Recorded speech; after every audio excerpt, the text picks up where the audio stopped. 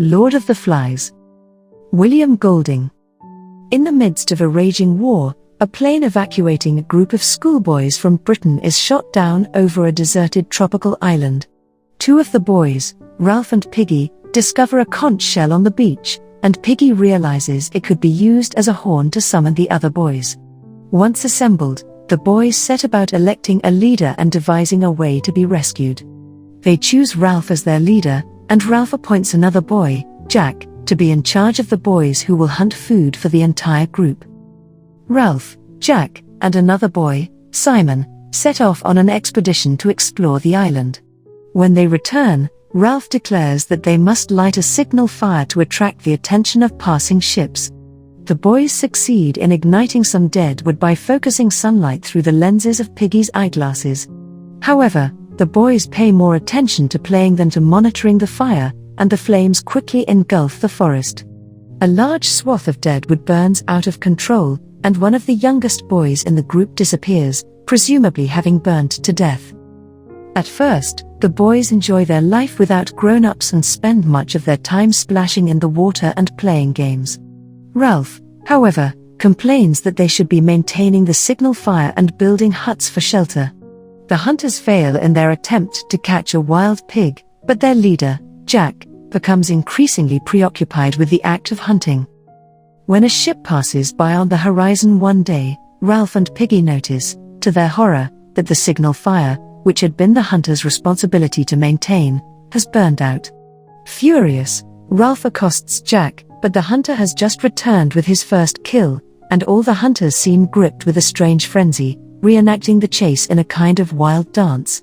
Piggy criticizes Jack, who hits Piggy across the face. Ralph blows the conch shell and reprimands the boys in a speech intended to restore order. At the meeting, it quickly becomes clear that some of the boys have started to become afraid. The littlest boys, known as Little Uns, have been troubled by nightmares from the beginning, and more boys now believe that there is some sort of beast or monster lurking on the island. The older boys try to convince the others at the meeting to think rationally, asking where such a monster could possibly hide during the daytime. One of the Little Uns suggests that it hides in the sea, a proposition that terrifies the entire group. Not long after the meeting, some military planes engage in a battle high above the island. The boys, asleep below, do not notice the flashing lights and explosions in the clouds. A parachutist drifts to Earth on the Signal Fire Mountain, dead. Sam and Eric, the twins responsible for watching the fire at night, are asleep and do not see the parachutist land. When the twins wake up, they see the enormous silhouette of his parachute and hear the strange flapping noises it makes. Thinking the island beast is at hand, they rush back to the camp in terror and report that the beast has attacked them. The boys organize a hunting expedition to search for the monster. Jack and Ralph, who are increasingly at odds, travel up the mountain. They see the silhouette of the parachute from a distance and think that it looks like a huge, deformed ape. The group holds a meeting at which Jack and Ralph tell the others of the sighting. Jack says that Ralph is a coward and that he should be removed from office, but the other boys refuse to vote Ralph out of power. Jack angrily runs away down the beach, calling all the hunters to join him. Ralph rallies the remaining boys to build a new signal fire, this time on the beach rather than on the mountain. They obey, but before they have finished the task, most of them have slipped away to join Jack. Jack declares himself the leader of the new tribe of hunters and organizes a hunt and a violent, ritual slaughter of a sow to solemnize the occasion. The hunters then decapitate the sow and place its head on a sharpened stake in the jungle as an offering to the beast.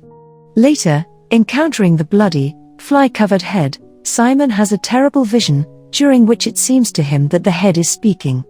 The voice, which he imagines as belonging to the Lord of the Flies, says that Simon will never escape him, for he exists within all men. Simon faints. When he wakes up, he goes to the mountain, where he sees the dead parachutist. Understanding then that the beast does not exist externally but rather within each individual boy, Simon travels to the beach to tell the others what he has seen. But the others are in the midst of a chaotic revelry. Even Ralph and Piggy have joined Jack's feast, and when they see Simon's shadowy figure emerge from the jungle, they fall upon him and kill him with their bare hands and teeth. The following morning, Ralph and Piggy discuss what they have done. Jack's hunters attack them and their few followers and steal Piggy's glasses in the process. Ralph's group travels to Jack's stronghold in an attempt to make Jack see reason, but Jack orders Sam and Eric tied up and fights with Ralph. In the ensuing battle, one boy, Roger, rolls a boulder down the mountain, killing Piggy and shattering the conch shell. Ralph barely manages to escape a torrent of spears. Ralph hides for the rest of the night and the following day, while the others hunt him like an animal. Jack has the other boys ignite the forest in order to smoke Ralph out of his hiding place. Ralph stays in the forest, where he discovers and destroys the sow's head, but eventually, he is forced out onto the beach, where he knows the other boys will soon arrive to kill him.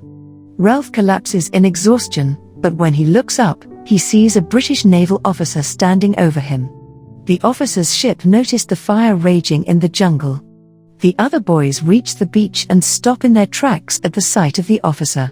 Amazed at the spectacle of this group of bloodthirsty, savage children, the officer asks Ralph to explain. Ralph is overwhelmed by the knowledge that he is safe, but, thinking about what has happened on the island, he begins to weep. The other boys begin to sob as well. The officer turns his back so that the boys may regain their composure.